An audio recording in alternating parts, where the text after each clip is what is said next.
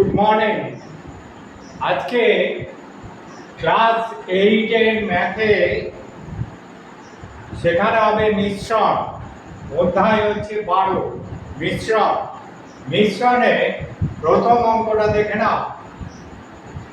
এক ধরনের পিতলে তামা ও দস্তার পরিমাণের অনুপাত 5:2। এই ধরনের 28 কিগ্রা পিতলে 4 কিগ্রা তামা মেশালে তামা ও দস্তার পরিমাণের অনুপাত কি হবে হিসাব করো। ঠিক আছে, এই অঙ্কটা করতে হবে। আমি এই চ্যাপ্টারের ইম্পর্টেন্ট অঙ্কগুলো পড়িয়ে দেবো। ঠিক আছে, আচ্ছা উত্তরটা কিভাবে লিখতে হবে দেখে নাও। উত্তরটা হচ্ছে 28 কিগ্রা পিতলে তামার আনুপাতিক ভাগহার সমান হচ্ছে 5/5 + 2 সমান হলো 5/7। ঠিক আছে, এবার তাহলে দস্তার আনুপাতিক ভাগহার কত? 2/5 + 2 সমান হচ্ছে 2/7।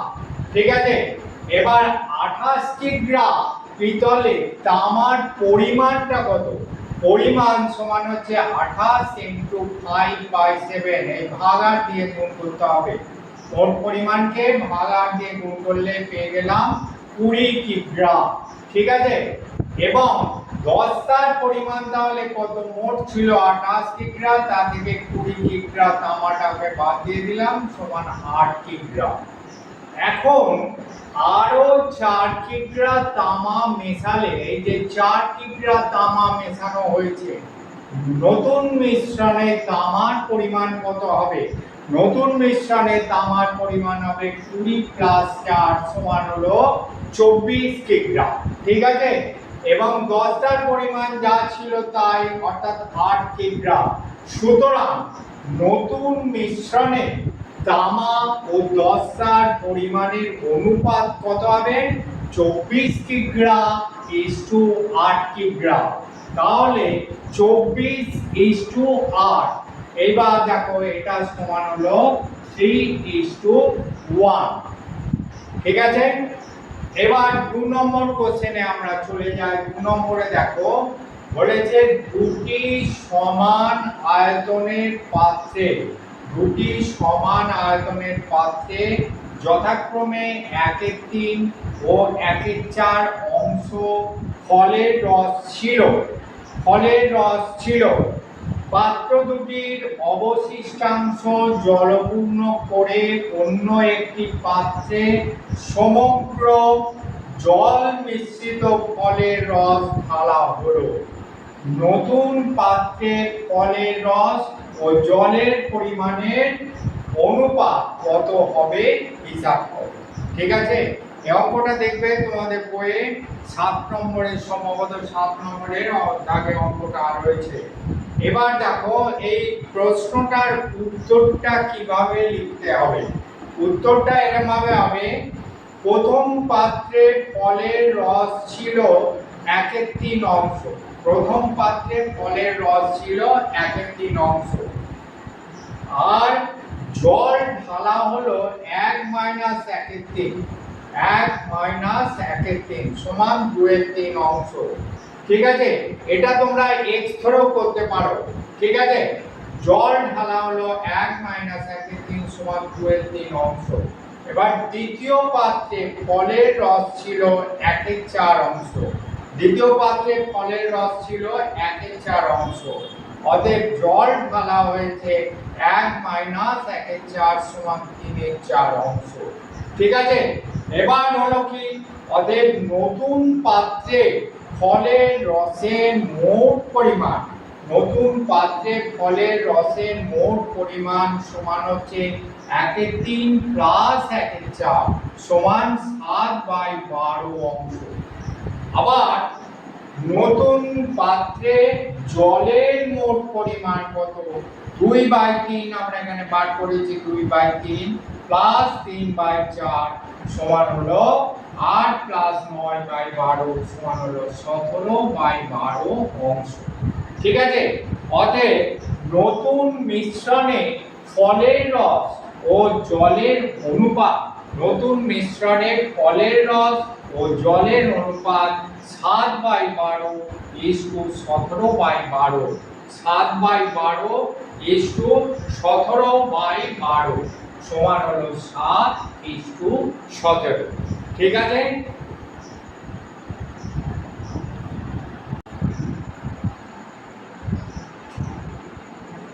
এর পরের অঙ্কটা দেখে নাও। দুই প্রকার গুঁড়ো সাবানে সোডা ও সাবান গুঁড়ো পরিমাণের অনুপাত যথাক্রমে 2:3 এবং 4:5। যদি প্রথম প্রকারের 10 কিগ্রার সঙ্গে দ্বিতীয় প্রকারের 18 কিগ্রা মেশানো হয়, তবে নতুন গুঁড়ো সাবানে কত অংশ সাবান গুঁড়ো থাকবে হিসাব করো। ঠিক আছে? এবার কিভাবে অঙ্কটা করা হচ্ছে দেখে নাও। প্রথম প্রকার গুঁড়ো সাবানে সোডা ও সাবান গুঁড়োর পরিমাণের অনুপাত 2:3, এখানে দেওয়াই আছে 2:3। প্রথম প্রকারে তাহলে 10 কিগ্রা গুঁড়ো সাবানে সাবান গুঁড়োর পরিমাণ হবে 3/2 + 3 × 10 সমান হচ্ছে 3/5 × 10 সমান 6 কিগ্রা। ঠিক আছে? এইবার দ্বিতীয় প্রকার গুঁড়ো সাবানে সোডা ও সাবান গুঁড়োর পরিমাণের অনুপাত 4:5। তাহলে দ্বিতীয় প্রকারের 18 কিগ্রা গুঁড়ো সাবানে সাবান গুঁড়োর পরিমাণ কত হবে? 5/4 + 5 × 18 সমান হচ্ছে 5/9 × 18। 9 দিয়ে 18 কে কাটলো 2 পাতালে 5 × 10 কিগ্রা। ঠিক আছে? এখন মোট গুঁড়ো সাবানের পরিমাণ কত? একবার হয়েছে 10 কিগ্রা আর একবার হয়েছে 18 কিগ্রা, তাহলে মোট হলো 28 কিগ্রা। এরপরে দেখো, এবং মোট সাবান গুঁড়োর পরিমাণ আমরা কতবার করলাম? একবার হয়েছিল 6 কিগ্রা আর একবার হয়েছে 10 কিগ্রা, তাহলে মোট হলো 16 কিগ্রা। ঠিক আছে? সুতরাং সাবান গুঁড়ো নতুন গুঁড়ো সাবানে সাবান গুঁড়ো আছে 16 কিগ্রা বাই 18 কিগ্রা সমান হলো 16 কিগ্রা বাই 28 কিগ্রা সমান হলো 16/28 অংশ সমান হলো 4/7 অংশ। ঠিক আছে? 16 কিগ্রা বাই 28 কিগ্রা সমান হচ্ছে 16/28 অংশ সমান 4/7 অংশ। ঠিক আছে? এর পরের অঙ্কটা দেখে নাও। পরের অঙ্কটা এক পাত্র শরবতে 5:2 অনুপাতে সিরাপ ও জল মেশানো আছে। এই শরবতে কতটুকু অংশ তুলে নিয়ে তার পরিবর্তে সমপরিমাণ জল ঢাললে সিরাপ ও জলের পরিমাণ সমান হবে তা লেখো। ঠিক আছে? মানে হিসাব করে লেখো। এবার দেখো উত্তরটা কিভাবে হচ্ছে। ধরা যাক প্রথমে শরবত ছিল 1 একক। কত শরবত ছিল? 1 একক।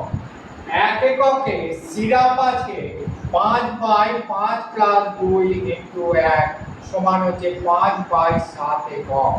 5/7 একক। এখন নতুন মিশ্রণে সমপরিমাণ সিরাপ ও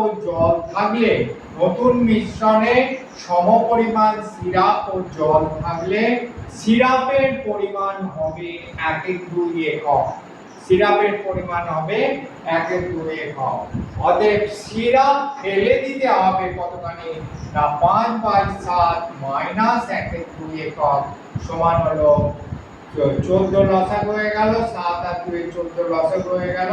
তাহলে এখানে হলো 5 × 10 আর মাইনাস এবার 7 একে 7, তাহলে হলো 3/14 একক। 3/14 একক। এক্ষেত্রে তাহলে কি দাঁড়ালো? 5/7 একক থেকে ফেলতে হবে 3/14 একক। 5/7 একক থেকে ফেলতে হবে 3/14 একক। তাহলে 1 একক থেকে কতখানি ফেলতে হবে? 3/14 ইন্টু 7/5 একক সমান হলো 21/17 একক। এবার কাটাকাটি করলে হলো 3/10 একক। ঠিক আছে? সুতরাং সমগ্র 1 একক মিশ্রণ থেকে তুলে ফেলতে হবে 3/10 একক। অর্থাৎ সমগ্র মিশ্রণে 3/10 অংশ ফেলে দিতে হবে। ঠিক আছে? অর্থাৎ সমগ্র মিশ্রণের 3/10 অংশ ফেলে দিতে হবে। ঠিক আছে? আজ এই পর্যন্তই। আবার দেখা হবে নেক্সট ভিডিওতে। আমার চ্যানেলটা সাবস্ক্রাইব করবে যদি আমার অঙ্ক বোঝাতে ভালো লাগে, শুনতে ভালো লাগে, তাহলে আমার চ্যানেলটা সাবস্ক্রাইব করবে এবং লাইক দেবে। আবার দেখা হবে পরের ভিডিওতে।